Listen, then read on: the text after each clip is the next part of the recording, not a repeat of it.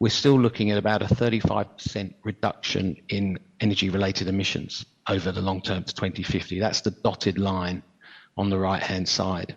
So broadly consistent with 2.5 degrees of warming. You can see that to get to 2 degree and the net zero, 1.5, is an enormous acceleration in emissions reduction.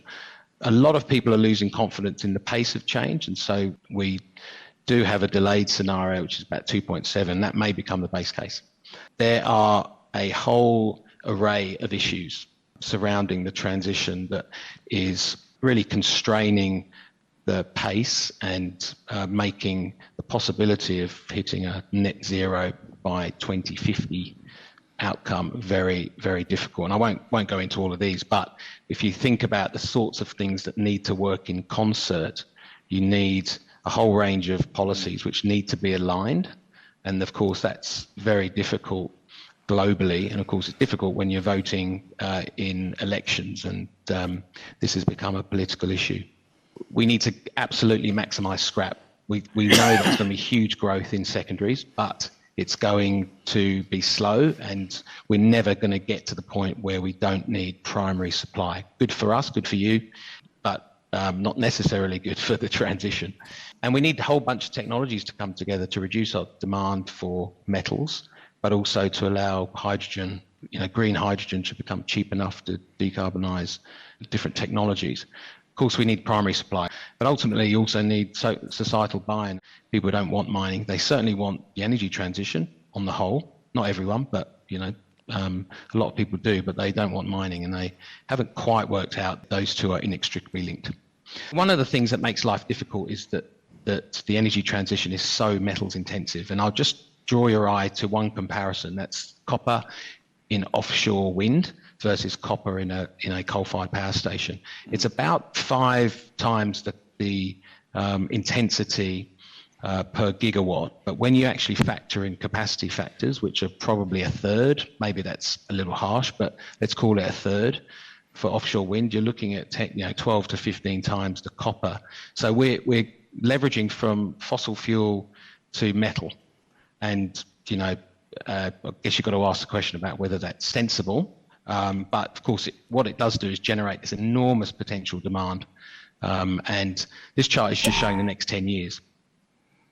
And you can see that the battery raw materials, BRMs, have got them here, have pretty amazing growth rates. I mean, if you've been in base metals your whole life, this is pretty astonishing. We have reduced these slightly over the last 12 months, but you look still over 12-13% for lithium, and for nickel, pretty solid at 5.5%. And you look even copper, which we've got at 2.5%. That's 6 million tons of growth, and that's not to be sniffed at. I'm sure people in the audience absolutely understand the difficulties associated with bringing this primary supply on. Governments kind of get it. Certainly in Australia, at the working level, there seems to be an understanding, and so we've got this huge proliferation in policy to drive critical mineral strategy, and a lot of it's to remove China as much as possible from the supply chain. So it's not, you don't really know whether they understand the difficulty and the impact that this might have on the energy transition. Australia is trying to step up, but the question always is it enough? And they've just allocated 23 billion over 10 years. Most of that is going to go to hydrogen, green hydrogen, and $2 a kilo production credit, which is all very well, but our estimate cost for hydrogen is over $8 a kilo. You need somewhere between $2 and $3, maybe $1.5 to $3 to make it competitive into steel.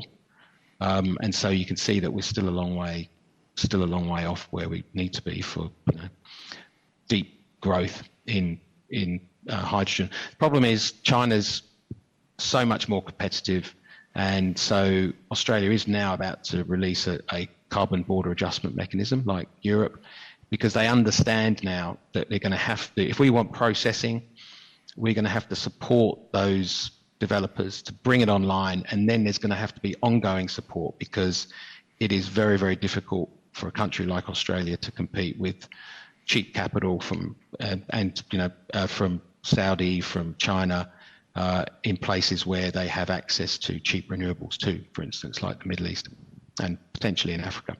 If we look at some of the difficulties, these low prices sharply down, especially in the first half of last year. I guess if you want to see the glass as half full, you say, well, it does look as though these prices have reached a bottom. They've sort of stabilizing at this lower level. Just bear in mind, we're looking at the basket price here. So I've included platinum, rhodium, and palladium, and again in rand terms. So I guess we know the story by now. Here it's very much the uncertainty in terms of the global vehicle sector going forward. This sort of mix, how fast is the transition from internal combustion engines into electric vehicles. Of course, a lot of hype on electric vehicles for quite some time. That does seem to have softened a bit, especially in Europe and in the US. Some pushback from consumers on, be it charging infrastructure, the range that you can get with EVs, and then, of course, the price. But it's a totally different story in China. I mean, there's just the absolute boom in the production of electric vehicles, and they are sort of flooding the market at this stage. And to such an extent, of course, that recently we saw the Biden administration saying that they're going to increase the tariffs on EV imports. And you can bet your bottom dollar if Mr. Trump does win the November elections, you may even see more of that. If we then look at coal, also down sharply, that, of course, does come from very elevated levels in 2022 when Russia invades Ukraine, energy problems in Europe.